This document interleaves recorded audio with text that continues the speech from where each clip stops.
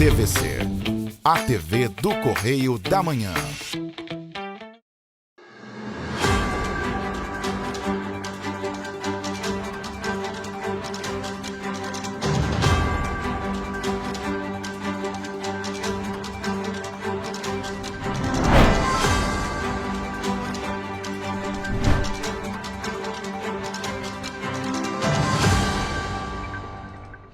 Olá, bom dia. Chegamos com o nosso Correio Serrano na TV. Muito obrigado pela sua presença, sua audiência. Sexta-feira, a gente vem com muita informação, muita notícia. Bom dia. Bom dia, Jorge. Bom dia para você que nos acompanha. Seja muito bem-vindo. Lembrando que você pode mandar para cá sua sugestão de reportagem, sua reclamação, sua denúncia. Conta pra gente como está aí tudo na sua cidade. Saúde pública, tem merenda escolar, iluminação pública. Viu alguma coisa inusitada? Presenciou? Manda pra gente quais são os nossos canais, Jorge. Tá na sua tela, nosso e-mail oficial e, é claro, nosso WhatsApp, DDD 24, telefone é o 99248-3167. Manda mensagem, participa aqui com o nosso jornal, os nossos jornais, né, na verdade. E hoje em Petrópolis o dia amanheceu completamente fechado, completamente nublado e aquele russo típico petropolitano, você vê aí imagens feitas hoje pela manhã e ali perto do morro dá para ver que tem aquele russo, né? Típico petropolitano, não tá nem tão frio, mas não amanheceu chovendo. Vamos então às notícias desta sexta-feira, dia 31 de outubro. Governo do Estado anuncia a criação de escritório emergencial para enfrentamento ao crime. Fluminenses perderam 4,15 milhões em golpes online na compra e venda de celulares no primeiro semestre. Você vai ver também que o Ministério Público do Rio apura o porquê a Prefeitura de Petrópolis não usou os recursos para ampliar o número de vagas na cidade. Plano plurianual para 2026-2029 em Friburgo prevê mais de 4 bilhões de reais. Rock the Mountain impulsiona a ocupação hoteleira de Petrópolis nos próximos fins de semana. Artistas de diferentes segmentos se reúnem na Catedral de Petrópolis para celebrar a arte como expressão da fé. E você vai ver também as dicas da agenda cultural para o seu fim de semana. Agora no Correio Serrano na TV.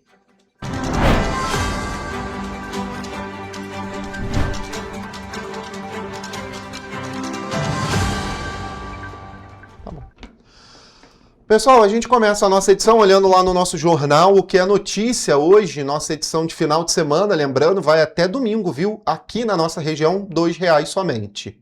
Pois é, na linha vermelha, os pecados históricos da esquerda e de Lula na segurança pública abrem um rombo no casco da campanha de reeleição.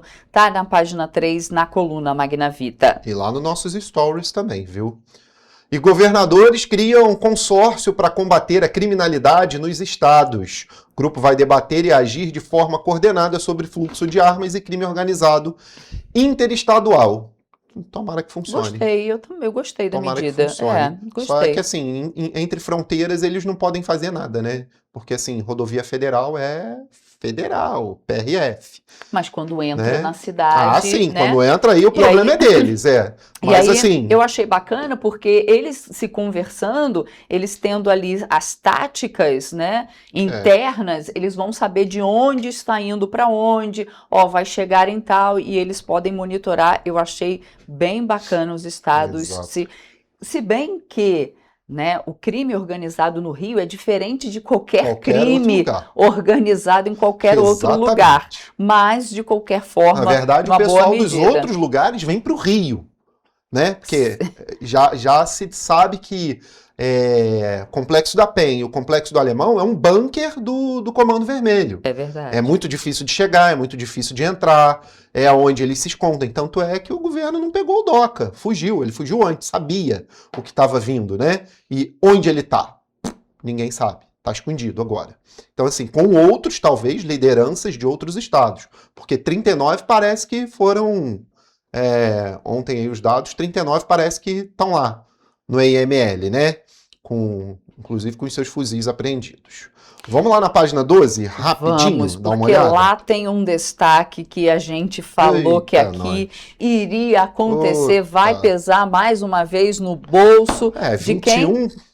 Olha só, passagem intermunicipal aumentará em novembro. E quando a gente fala de intermunicipal, aqui nesse caso, intermunicipal Petrópolis, Rio, ou seja, todas as linhas que passam pelas praças de pedágio da BR-040, a empresa já avisou que vai repassar esse custo para o consumidor final. A empresa de transporte prevê reajuste a partir do dia 4 de novembro, ou seja, a partir do Semana que aumento vem da já. passagem. Da passagem não, perdão. Do pedágio. Do pedágio. O pedágio entra em nova tarifa justamente do dia 4 de novembro. Eles não vão nem esperar para saber se vai ou não e qual é o reflexo. Já bateram o martelo que vai ter aumento, e aqui na nossa reportagem a gente vê qual é o aumento, porque o Petrópolis Novo Rio vai para 36 atuais, né? Atuais é R$ 36,86. Vai aumentar. De acordo com eles, vai aí na casa de 40 e poucos por cento de aumento, então Vai para 40 e poucos reais, quase R$ 43 se bobear que vai dar aí. realmente Um pouquinho mais, na verdade, 40 para 30, mais ou menos isso, uns 43 que eu vou colocar aqui arredondando Pois reais, é. vai aumentar bastante. Vai aumentar bastante. E é Vai claro, pesar no bolso. a gente já sabia, esse não vai ser o único serviço ou produto que vai aumentar para o consumidor final. E ainda na página 12, rapidamente, Justiça determina citação da Prefeitura em ação por dívida de condomínio. Parece que a Prefeitura está com dívida no condomínio do prédio da Secretaria de Transporte, da Secretaria de Esporte, e mais uma dívida aí da Prefeitura de Petrópolis. Pois é. Seguimos aqui porque falamos agora da Promotoria da Infância e Juventude do Ministério Público do Estado do Rio de Janeiro, instaurou um inquérito civil para acompanhar as medidas da Prefeitura de Petrópolis na tentativa de zerar a fila por vagas em creches.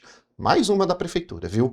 O procedimento aponta que, mesmo com o dinheiro disponível, a antiga gestão deixou de usar quase 7 milhões de reais no orçamento previsto para o setor. É muito, hein? Vamos conferir. De acordo com a análise técnica do MPRJ, em 2024, o município liquidou apenas R$ 1.600.000 dos 8,5 milhões reservados para a educação infantil, o que representa 80% do orçamento sem execução. Para o Ministério Público, o problema não foi falta de verba, mas falhas no planejamento e demora na aplicação dos investimentos, o que manteve um alto déficit de vagas nas creches municipais e conveniadas. Apesar do cenário preocupante, a atual gestão afirma que a fila começou a diminuir.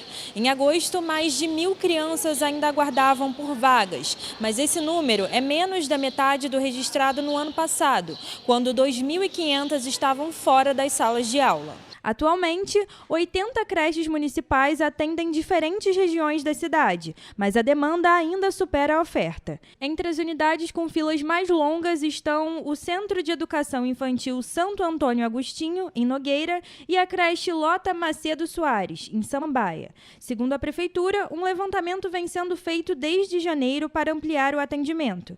A Secretaria de Educação informou que houve um realinhamento no uso das vagas e que, em parceria com o Ministério Público, é elaborado um plano de ação para zerar a fila. É isso, agora o Ministério Público quer saber. Vamos falar de economia, coisa boa, dinheiro para a cidade de Petrópolis, dinheiro circulando.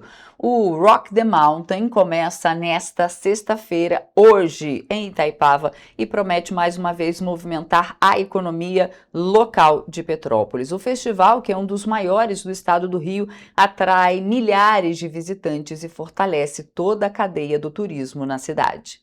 O Rock the Mountain, festival de música que acontece uma vez por ano em Itaipava, será nos próximos 2 fins de semana, de 31 de outubro a 2 de novembro e de 7 a 9 de novembro, e promete reunir cerca de 20.000 pessoas por dia. O festival, que é um dos maiores do estado, já reflete positivamente no setor de turismo da cidade. O Rock the Mountain é um dos principais eventos da cidade, já consolidado no calendário turístico da cidade. Atrai um público de um alto poder aquisitivo, movimenta não só Itaipava, mas como o centro e os outros distritos. Neste período, os setores de alimentação, comércio e serviços também se beneficiam com o aumento do fluxo de visitantes em toda a cidade. Para atender a demanda do festival, muitos hotéis contratam mão de obra temporária, o que contribui para a geração de empregos e a movimentação de renda de uma maneira geral no município. Gerando emprego e renda, a gente tem a contratação de muitos funcionários temporários. Segundo o Sindicato de Hospedagem e Alimentação de Petrópolis, a taxa média de ocupação hoteleira está em 90% no primeiro fim de semana e 80% no segundo. A expectativa é de que chegue a 100% nos próximos dias. Em termos de expectativa da hotelaria, a gente tem praticamente lotado nesse primeiro final de semana e o segundo final de semana com uma ocupação em termos de 80 e poucos por cento de ocupação. Durante os fins de semana do festival, Itaipava se transforma. O movimento de turistas aumentam e as ruas ficam mais cheias. Além da música, Rock the Mountain reforça o potencial de Petrópolis como destino turístico e cultural durante o ano inteiro. Com o sucesso das últimas edições, o evento já se tornou uma referência em sustentabilidade e convivência familiar, reunindo diferentes gerações em um ambiente de arte, gastronomia e natureza. Um show que começa nos palcos, mas se espalha por toda a cidade. Tá aí, um evento que traz muito, movimenta bastante a economia da cidade, né? E traz bastante dinheiro também. Espero que esse dinheiro que chegue seja usado bem depois, viu? O prefeito de Petrópolis, Ingo Ramos, anunciou que vai acionar, o Tribunal de Contas da União para questionar o aumento do pedágio da BR-040. Não faz nada além do que o dever de prefeito ali, né? No trecho entre Juiz de Fora e Rio de Janeiro, o reajuste autorizado pela ANTT eleva a tarifa para R$ 21,00. A gente já falou bastante sobre isso. A partir agora da próxima segunda-feira, não, dia 4, segunda, 1, 2, não, dia 4 é terça, viu? Terça-feira. Terça-feira, viu? Terça-feira.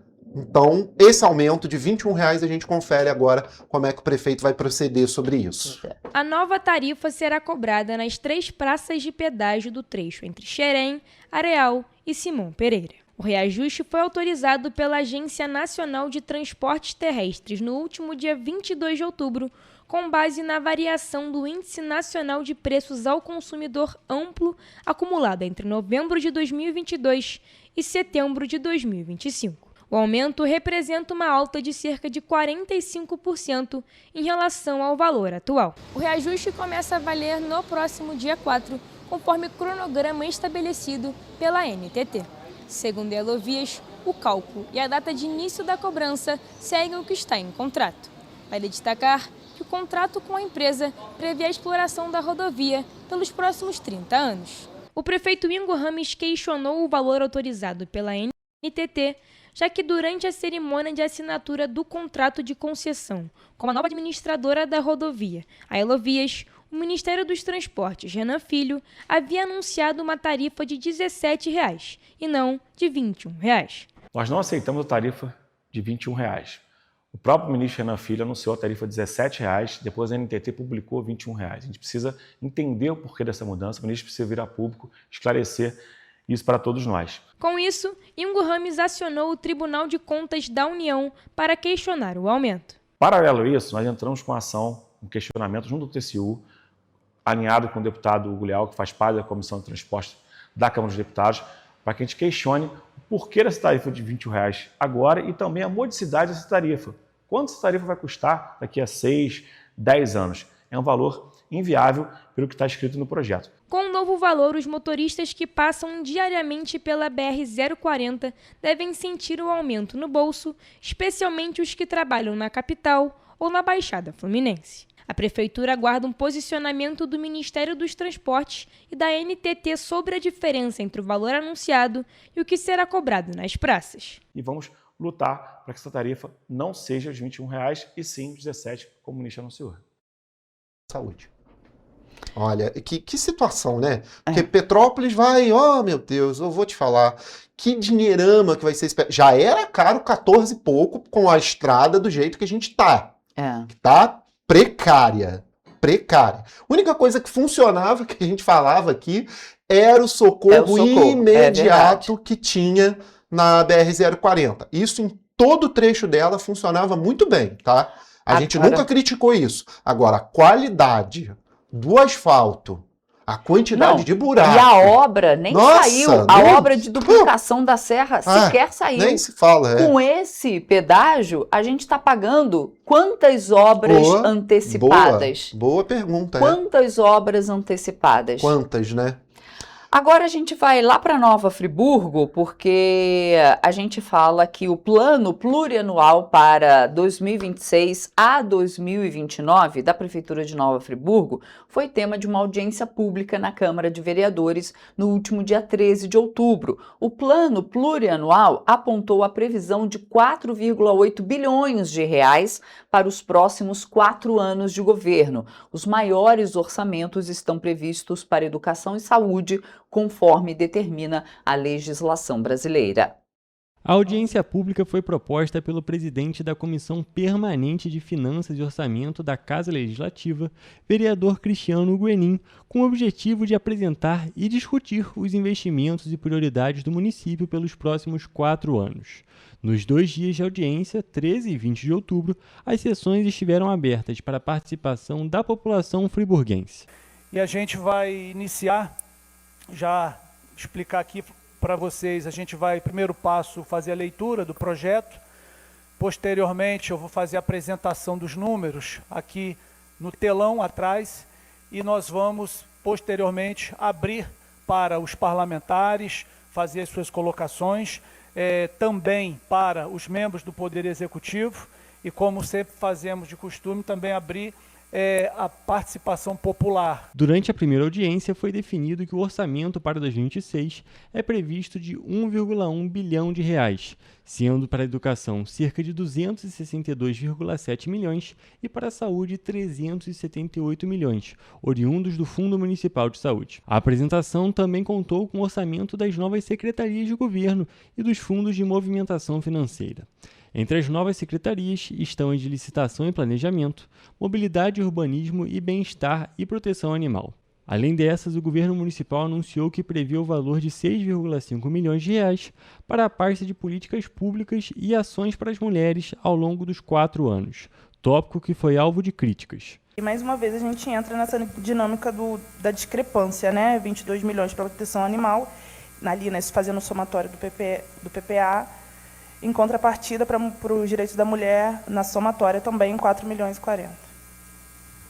E, no fundo, a gente não tem uma dotação, né, uma previsão que justifique. De acordo com a mandatária, em uma cidade onde os índices de violência de gênero seguem alarmantes, a ausência de investimentos adequados é um recado claro. A vida das mulheres não está sendo tratada como prioridade.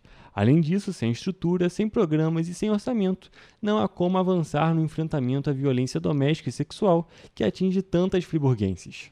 E agora teremos a oportunidade de adentrar aos programas e às ações das secretarias.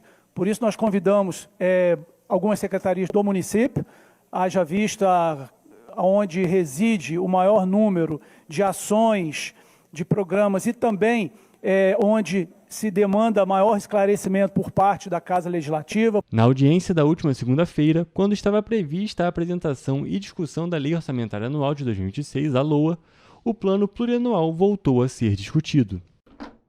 Pois é, e olha só, agora a gente volta a falar daquele escritório de emergência, né, que foi feito no Rio de Janeiro. O governador Cláudio Castro anunciou a criação de um escritório emergencial de enfrentamento ao crime com a atuação integrada dos governadores aí, dos governos, né, estadual e federal. O anúncio foi feito após reunião com o ministro da Justiça e Segurança Pública, o Ricardo Lewandowski. Isso foi na quarta-feira, lá no Palácio Guanabara. O encontro, que tratou sobre a segurança pública no estado do Rio de Janeiro, aconteceu após a Operação Contenção, que resultou na prisão de 113 criminosos e na apreensão de quase 100 fuzis nos complexos do Alemão e da Penha. A partir de hoje, de fazer essa verdadeira integração, todos nós temos o mesmo objetivo, que é dar segurança pública às pessoas. De acordo com o governador Cláudio Castro, os problemas de segurança pública são nacionais, mas o Rio de Janeiro é um epicentro desses tipos de questões. Que o problema da segurança pública, apesar de ser um problema do país inteiro, e o ministro já disse que esse é um problema até mais que nacional. O Rio de Janeiro é um dos principais epicentros desse problema. O objetivo desse novo escritório é a ação integrada com outros 2 escritórios já existentes, o Comitê de Inteligência Financeira e Recuperação de Ativos, o CIFRA, e a Força Integrada de Combate ao Crime Organizado. A nova unidade vai ser comandada por secretários de Segurança Pública, Vitor Santos, do Estado do Rio de Janeiro, e Mário Sarrubo, do Governo Federal. A gente colocou algumas ofertas do governo federal, prontamente aceitas.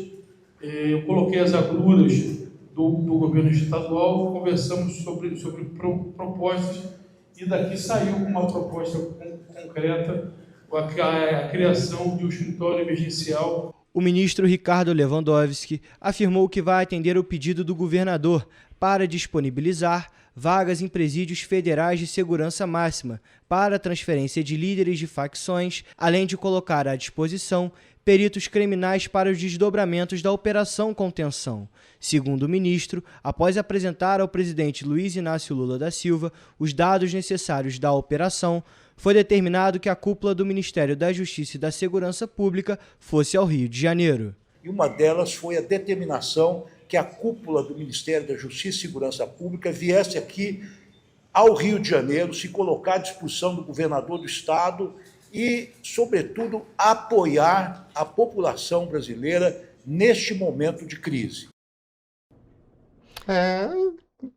Desculpa, mas escritório montado daqui, escritório montado ali, eu acho que a situação do Rio não vai mudar de hoje para amanhã, não, tá? Não, Se não for uma investigação fronteiriça, burocrática não funciona. Não funciona. Burocracia demais. Burocratizou, a coisa não vai funcionar, não vai para frente. É aquele negócio, vamos fazer uma reunião aqui, vamos fazer... É igual a empresa privada, quando você tem muita reunião, não resolve. Não vai para frente, não. Não vai para frente. Não vai. Vamos falar essa aqui da pesquisa realizada pela OLX, uma das maiores plataformas de compra e venda online do país. Aponta que golpes digitais na compra e venda de celulares resultaram em prejuízo estimado de 4,15 milhões aos fluminenses só no primeiro semestre de 2025, viu?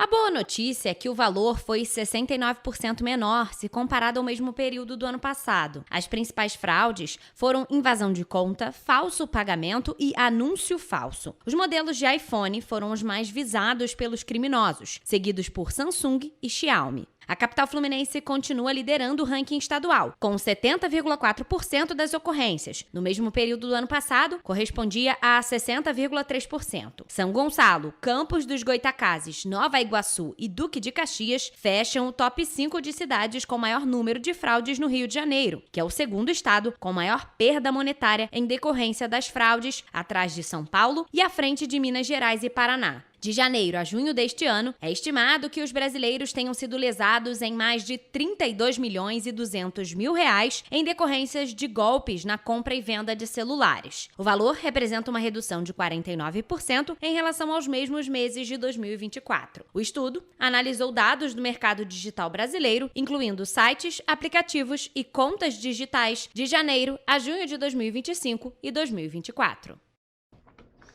É isso. A gente faz agora um rápido intervalo. Na volta, você vê que o governo abre renovação de matrículas da rede estadual de ensino para o ano que vem. E tem nosso Correio Esportivo. O Correio Serrano volta já.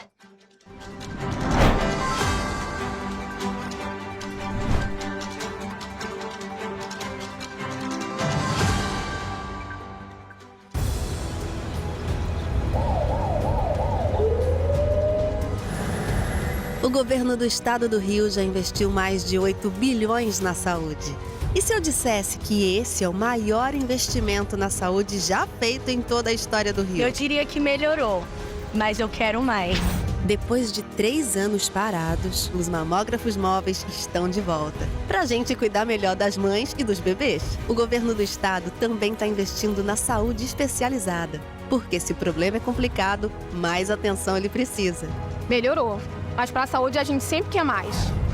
O importante é que a saúde esteja mais perto das pessoas. Por isso, todas as regiões do Rio recebem a mesma atenção.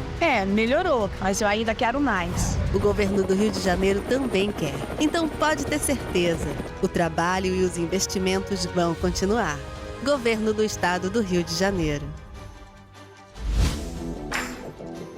Para ter mais qualidade de vida, conte com a maior rede de academias de Petrópolis. Aqui na Corper, com uma mensalidade, você utiliza todas as unidades: Centro, Bingen, Itamaraty e Itaipava. Com planos a partir de R$ 95,00. A academia oferece ambientes modernos para você cuidar da sua saúde com segurança. Os espaços contam com dezenas de aparelhos de musculação, diversos equipamentos para aeróbico e funcional, além, é claro, de profissionais qualificados e uma extensa grade de aulas coletivas, que inclui dança, bike, jump, wolf fit, step fit, entre outras. Nossas estruturas são equipadas com salas de musculação e aulas coletivas, salas de avaliação física e nutricional, vestiários e estacionamentos amplos. Venha nos fazer uma visita e surpreenda-se! Rio de Janeiro, atração o ano inteiro. Tem descanso, tem folia, noite e dia, alegria, sol e praia, diversão. No prato ou copo, a festa, o bar, museu ou bloco. Show, cultura, história, gravado na memória e no seu coração. Rio de Janeiro, vem se apaixonar. Rio de Janeiro, vem se apaixonar.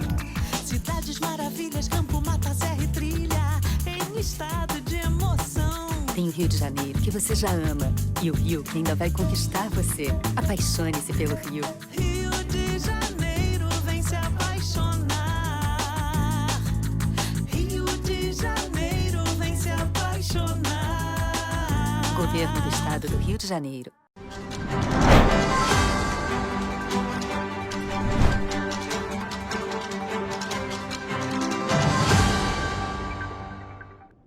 Estamos de volta. E o governo do estado abriu na quinta-feira o período de renovação de matrículas coordenado pela Secretaria de Estado de Educação. Os interessados em seguir nas escolas da rede estadual de ensino em 2026 devem fazer o cadastro através do site Matrícula Fácil. A primeira etapa de inscrição será destinada aos alunos das unidades escolares que desejam permanecer no mesmo colégio, mesmo curso e turno no ano letivo de 2026. O processo de renovação de matrícula vai acontecer exclusivamente de forma online. Caso o responsável ou o aluno não tenha internet, poderá comparecer à unidade escolar mais próxima para realizar a renovação. A partir do dia 7 de novembro, às 8 horas da manhã, o cadastro poderá ser realizado por estudantes da rede estadual que desejam solicitar a mudança de curso ou turno e estará condicionada à disponibilidade de vaga no momento da renovação. Para os novos alunos, a inscrição será no período de 13 de novembro a 5 de dezembro. Esta etapa atenderá a alunos que desejam ingressar na rede estadual, mudar de escola ou perderam a renovação.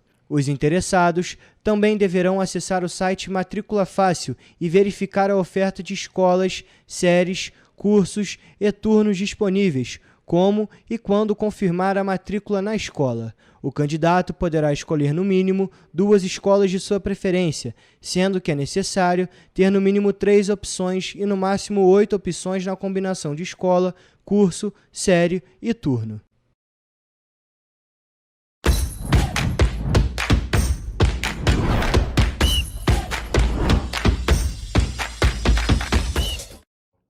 Olá, começamos agora mais um Correio Esportivo, um momento de focar em esportes aqui na TV Correio da Manhã.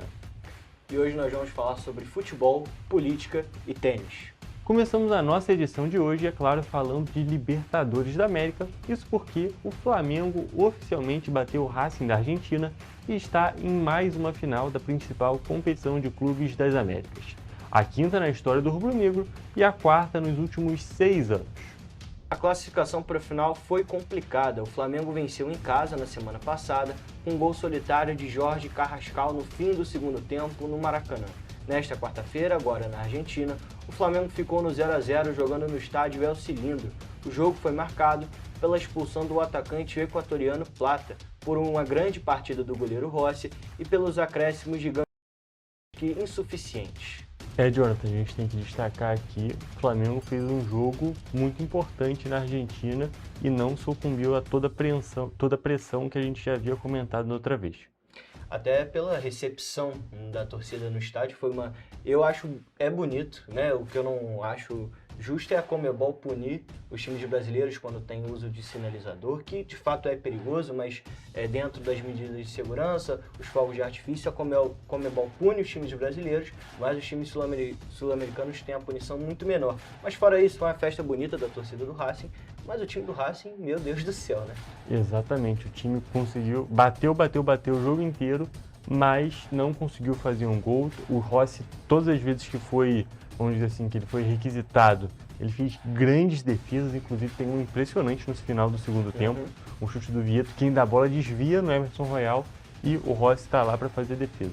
Então foi um jogo muito sólido defensivamente desse time do Flamengo, mas a gente tem que destacar aqui, aqueles acréscimos, 6 minutos de acréscimo naquele jogo foi brincadeira, porque o jogo ficou parado no mínimo 8. Então foi no mínimo estranha essa situação. Na própria transmissão do jogo, os comentaristas falaram que só para a expulsão do Plata, se eu não me engano, foram quase 5 minutos pelo menos, e aí dá apenas 6 minutos de acréscimo. Assim, é claro que a gente não está dizendo que não é beneficiado, porque a Conmebol prejudica demais os clubes brasileiros, é sempre assim. Mas o Flamengo ele tem um histórico um pouco complicado nessas situações. Muitas críticas em relação a arbitragens que beneficiaram o Flamengo, o Palmeiras, enfim. Mas assim, eu acredito que o grande problema do jogo mesmo foi que o árbitro ele não tinha critério. Um lance totalmente... ele tentou compensar a expulsão do Plata com um lance comum. Bateu cabeça os jogadores agora eu não me lembro quem do Flamengo. Você lembra quem é? Não, mas foi com o Rojo, zagueiro. Foi o Rojo, isso. Bateu cabeça e expulsou o Rojo porque bateu a cabeça. Achou que fosse com o Léo Ortiz. Léo Ortiz, isso. Ele tentou compensar a expulsão e, enfim, né? Exatamente. Foi um lance que o Rojo só que subiu para cabecear e no final das contas ele não ficou nem com cartão amarelo porque não foi. Vamos ser muito sinceros, aquilo dali não é nem falta. Foi lance de jogo, acontece e tem que parar realmente a partida, claro. Porque lance de cabeça com cabeça é sempre muito perigoso. Porém, não foi nada demais. Realmente foi uma arbitragem muito estranha. Não no sentido de duvidosa, nem nada do tipo. Mas como sempre, nos jogos de Conmebol, sempre tem essa arbitragem, no mínimo, estranha, né? Para falar o mínimo. Enfim. Exatamente. E a gente tem que destacar, claro, também, que o Flamengo chegou com muita força para essa final. Mais uma final do Flamengo.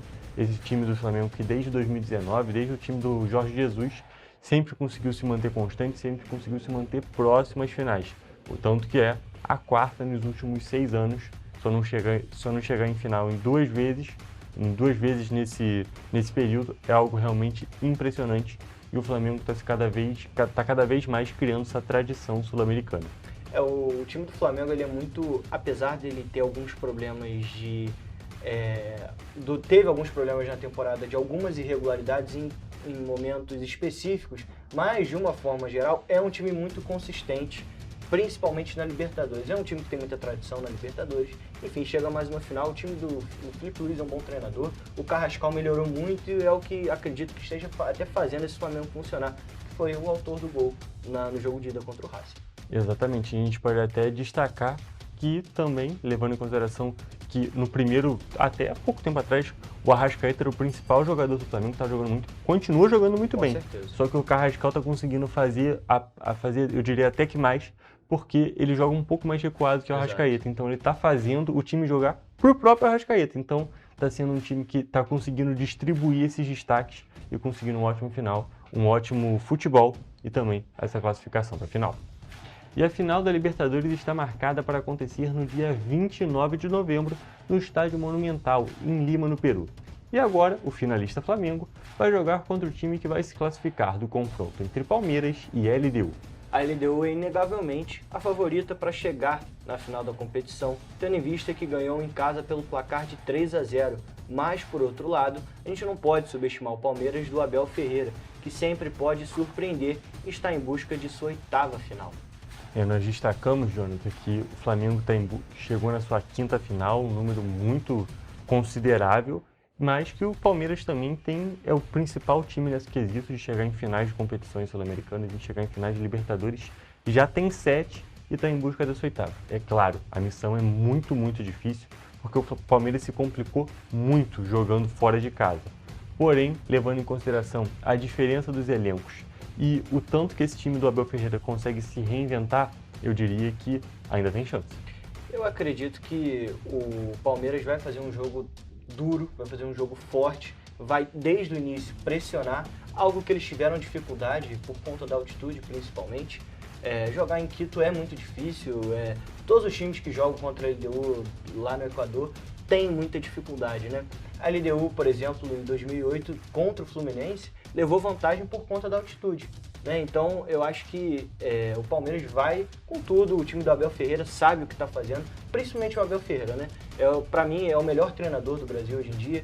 Claro, o Felipe Luiz também é um excelente treinador, mas eu acho que o Abel Ferreira, pela consistência, 8ª final do Palmeiras nos últimos anos, né?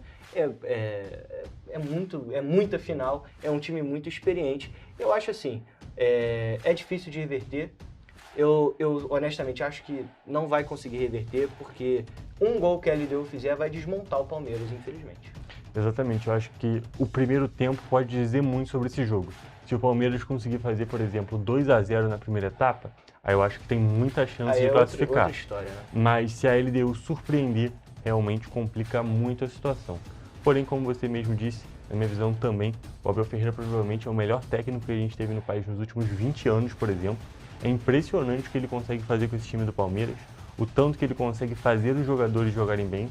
Muitas das vezes tem uma polêmica ali, tem uma inconstância, mas o Palmeiras está sempre brigando lá em cima no Brasileiro, está sempre buscando finais, tanto de Copa do Brasil quanto de Libertadores. Então são dados realmente muito favoráveis para esse time do Palmeiras. Porém, como a gente acabou de dizer, a montanha é muito íngreme, é muito difícil de escalar. Mas eu diria que não é impossível. Também acho difícil, eu acho que a LDU está na final, mas se o Palmeiras se classificar, não vai me surpreender também. Eu também acho, até o próprio Abel Ferreira tem falado nisso durante a semana em relação a um milagre, né? Fala que é uma noite especial e tal, mas eu acho que o time da LDU, apesar de não ser tecnicamente o melhor de fato, eliminou o Botafogo.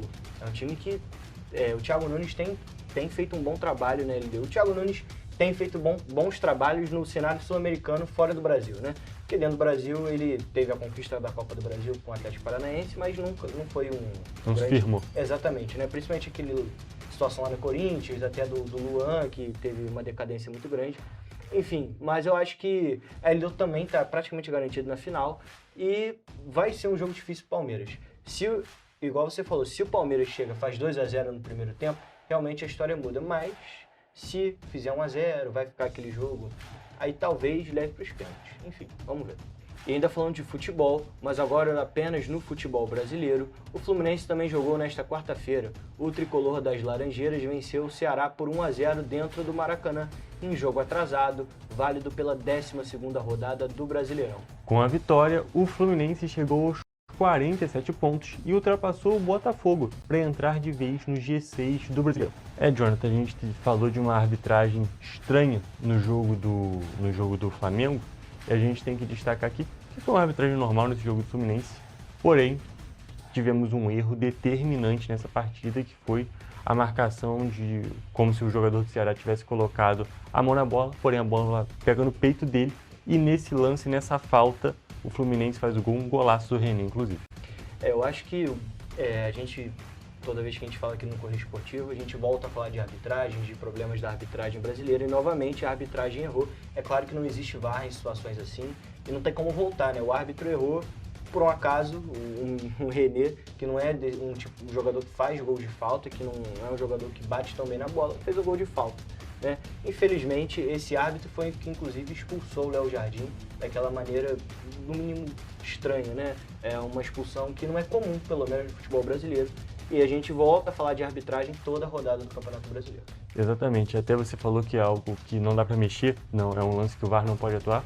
Inclusive, eu não concordo muito com essa situação de não poder mexer. Eu acho que em lances normais, em lances que não geram nada, beleza não mexer. Mas quando, por exemplo, um lateral que é invertido, um escanteio que é mal cobrado e sai o gol depois, eu acho que poderia sim ser revisto, porque são lances determinantes e que acabam custando, pode custar títulos, pode custar vitória, pode custar uma classificação. No caso do Ceará, chegar na parte de cima da tabela, que seria muito significativa.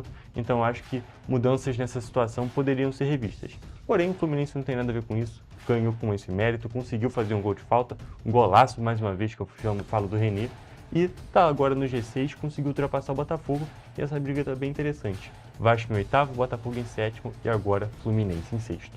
Os cariocas vêm tão fortes nessa briga, pelo menos pela pré-Libertadores, né? Bom, vamos ver até o final do campeonato se vão manter a consistência. E agora na parte da política que eu havia comentado, a Comissão de Constituição e Justiça da Assembleia Legislativa do Estado do Rio de Janeiro, a ALERJ, aprovou no dia 22 a inclusão do Complexo do Maracanã em uma lista de imóveis que pertencem ao governo estadual que podem ser vendidos.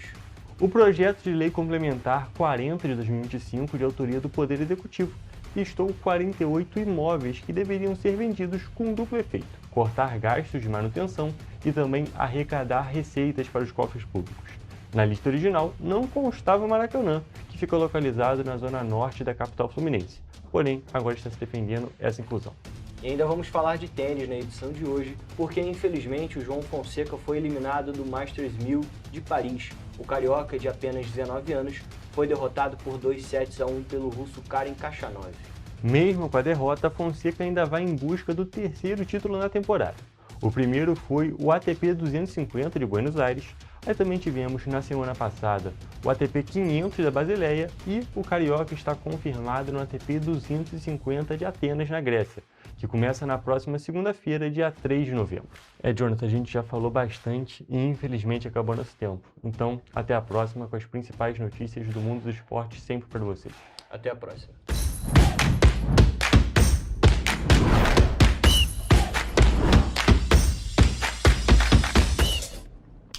A gente faz agora um rápido intervalo e a gente volta já já.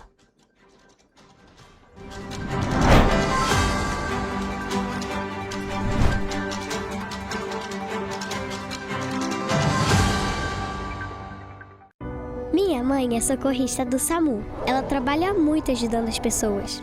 Ela tá sempre pronta para atender todo mundo, em todo canto da cidade. E para atender as pessoas com mais agilidade, agora tem até moto, a motolância, e helicóptero também. Ela me contou que agora o Rio tem muito mais SAMU. É verdade. O SAMU mudou para atender melhor, para chegar mais rápido. O governo do Rio inaugurou mais bases 24 horas, contratou mais socorristas e mais equipamentos. E sabe o que mais? Agora tem SAMU em todos os municípios do Rio. Porque nós, do governo do estado, colocamos as contas em dia e investimos mais de 87 milhões de reais nesse serviço que é essencial, o nosso SAMU. A saúde merece sempre mais. Então, pode ter certeza, o trabalho e os investimentos vão continuar. Governo do Estado do Rio de Janeiro. Para ter mais qualidade de vida, conte com a maior rede de academias de Petrópolis. Aqui na Corper, com uma mensalidade, você utiliza todas as unidades: Centro, Bingen, Itamaraty e Itaipava. Com planos a partir de R$ 95,00. A academia oferece ambientes modernos para você cuidar da sua saúde com segurança. Os espaços contam com dezenas de aparelhos de musculação, diversos equipamentos para aeróbico e funcional, além, é claro, de profissionais qualificados e uma extensa grade de aulas coletivas, que inclui dança, bike, jump, wolf fit, step fit, entre outras. Nossas estruturas são equipadas com salas de musculação e aulas coletivas, salas de avaliação física e nutricional, vestiários e estacionamentos amplos. Venha nos fazer uma visita e surpreenda-se!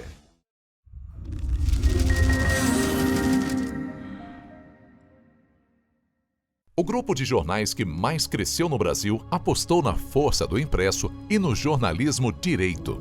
Em setembro de 2025, o Grupo Correio da Manhã completa 6 anos de uma trajetória marcada por coragem, compromisso e credibilidade. Resgatamos a história do jornal mais importante do Brasil no século XX e hoje somos protagonistas da nossa história no século XXI. Acreditamos na responsabilidade de colocar a informação correta no papel. Enquanto o mundo digital muda a cada segundo, o jornal impresso permanece como referência de verdade e confiabilidade. Contamos com 4 parques gráficos próprios, no Grande Rio, em Volta Redonda, no Núcleo Bandeirante e em Areal. Em Brasília, equipados com 8 rotativas de alta tecnologia que produzem todos os nossos jornais em cores. São 5 jornais diários. Correio da Manhã, Estado do Rio, Correio da Manhã Nacional, Correio Sul-Fluminense, Correio Petropolitano, Correio da Manhã Distrito Federal. E o grupo vai além. Abriga o tradicional Jornal da Barra, com 35 anos de história, a lendária revista O Cruzeiro e o Jornal de Turismo, publicado há 59 anos. Na área eletrônica, temos a TVC, TV Correio da Manhã, no ar há 24 anos pelo canal 16 de Petrópolis, com estúdios também no Rio de Janeiro e em Brasília. Crescemos com uma missão clara: levar ao leitor uma informação verdadeira. É o jornalismo direto e direito, o jornal que respeita a política e é respeitado pelos políticos.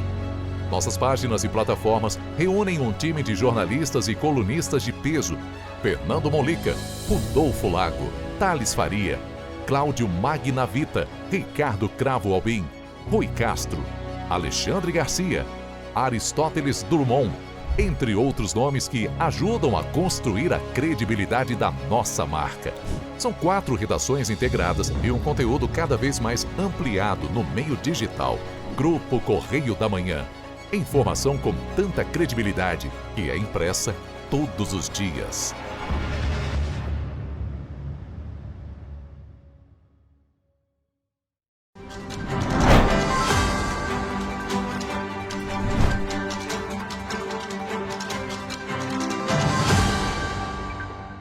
Estamos de volta. E olha só, a Prefeitura promove nesse sábado, dia 1º de novembro, a segunda etapa do aulão gratuito voltado à preparação para o Exame Nacional do Ensino Médio, o Enem. A atividade acontecerá na Casa da Educação Visconde de Mauá, de 1 até as 5 horas da tarde, e vai ser dedicada a conteúdo da área de exatas.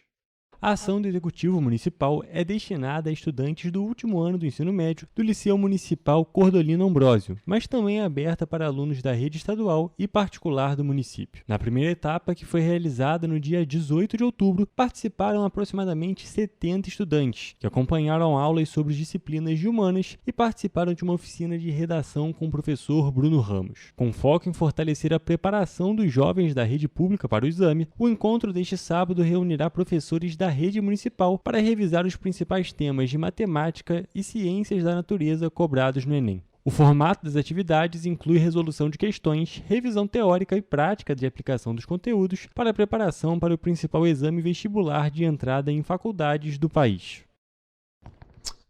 Pessoal, temos que falar agora de aluguel social, não é? Exatamente. Olha só, os beneficiários do aluguel social do Estado que ainda não fizeram recadastramento devem ficar atentos, porque hoje, sexta-feira, é o último dia para realizar esse procedimento.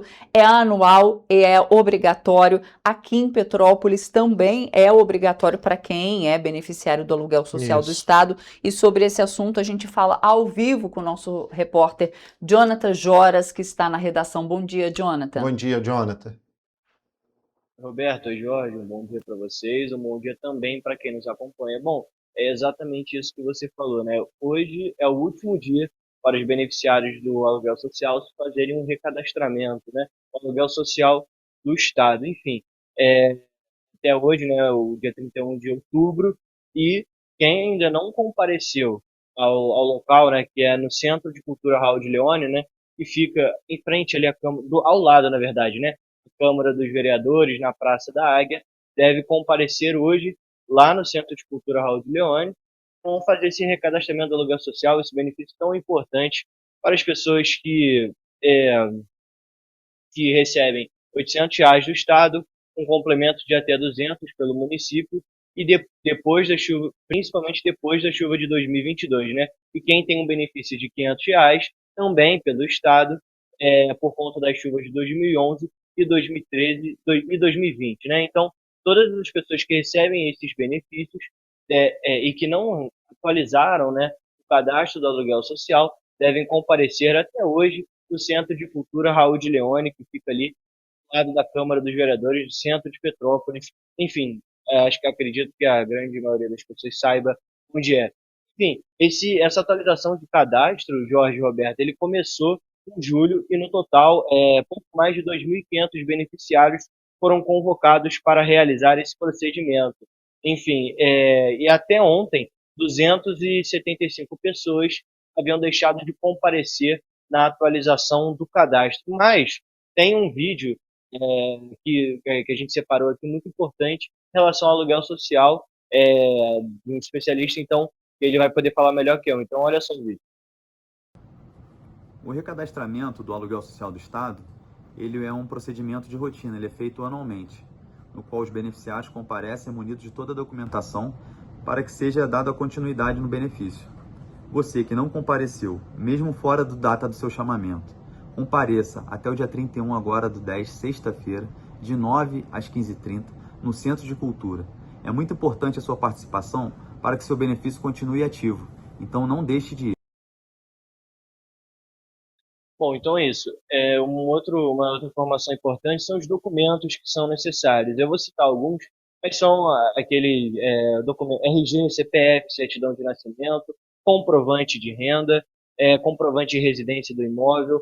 O comprovante de residência do imóvel, na verdade, é o comprovante de residência do imóvel atual e o comprovante de residência do imóvel interditado pela Defesa Civil, no caso da situação das chuvas. Contrato de locação com a firma reconhecida, né, pelo cartório, original ou cópia, laudo de interdição, e o beneficiário deve estar com o cadastro único, né, o CAD único, atualizado para fazer essa atualização do aluguel social aqui no município de Petrópolis. Enfim, volto com vocês aí no estúdio. Obrigado, Jonathan, pelas informações. Bom dia de trabalho aí para você na redação aí, apurando as nossas notícias aqui, viu? Obrigada, Jonathan. Vamos saber como fica o tempo, então, para a nossa área de cobertura.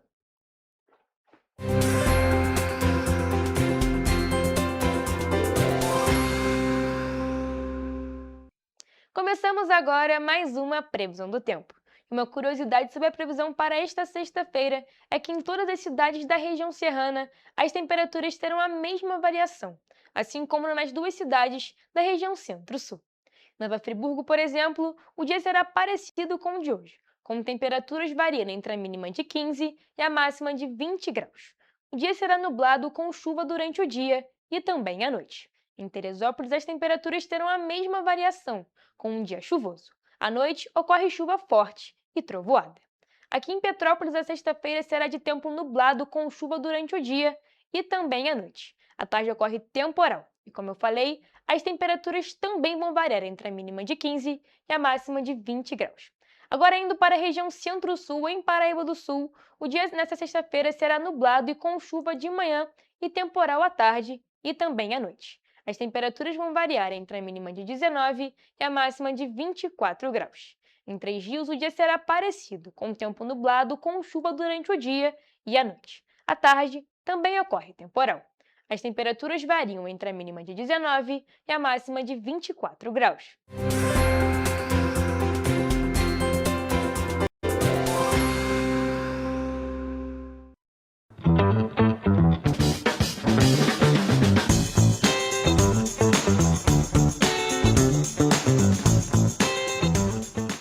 Começamos agora a nossa agenda cultural. Aqui você fica por dentro dos principais eventos que vão acontecer no fim de semana nas nossas cidades de cobertura. Começando por Petrópolis, onde a rua 16 de março vai se transformar em um cenário horripilante de diversão nesta sexta-feira, a partir das 10 horas da manhã. As lojas participantes do evento Halloween da 16 irão distribuir doces para todas as crianças que passarem pela via e estiverem fantasiadas. Ainda aqui em Petrópolis, dessa vez no Shopping Vilarejo, o encontro de Pokémons está de volta. Neste sábado, a partir de 1h da tarde, crianças e jovens se reúnem novamente para uma tarde gratuita de troca de cartas, oficinas de desenho e desafios criativos inspirados no universo Pokémon. Nesta sexta-feira, o Rock the Mountain começa em Itaipava e promete mais uma vez movimentar Petrópolis. O festival acontece neste e no próximo fim de semana e promete reunir artistas petropolitanos e também de renome nacional. A line-up completa você encontra nas redes sociais do evento, em @RockTheMountain. Agora, indo para Teresópolis, a Casa de Cultura da cidade irá receber o evento Cultura de Raiz, neste domingo, para homenagear a consciência negra. A entrada será gratuita e a partir das 10 horas da manhã será possível viver um momento especial de cultura, afeto e respeito à diversidade. Já no Teatro Imperial, o musical Aventura Congelante, o Legado, conta toda a história que já envolveu uma geração entre as irmãs Elsa e Anna, trazendo seus principais personagens, vivenciando novamente toda uma aventura que começa em Arendelle, passa pela Floresta Encantada e promete mudar o destino de todos para sempre. Os ingressos variam de R$ 45 a R$ 140.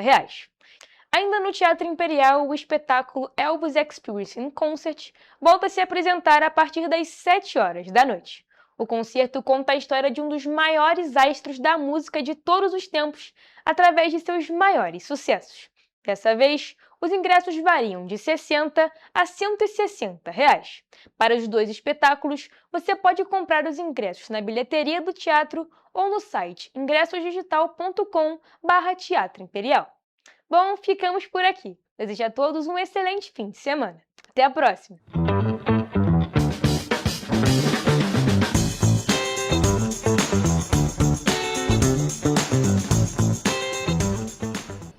Bom, pessoal, a gente também vai ficando por aqui e, claro, amanhã tem o nosso resumo da semana e segunda-feira a gente está de volta ao vivo com muita informação, viu? Tchau, gente. Bom fim Tchau, de tchau. semana.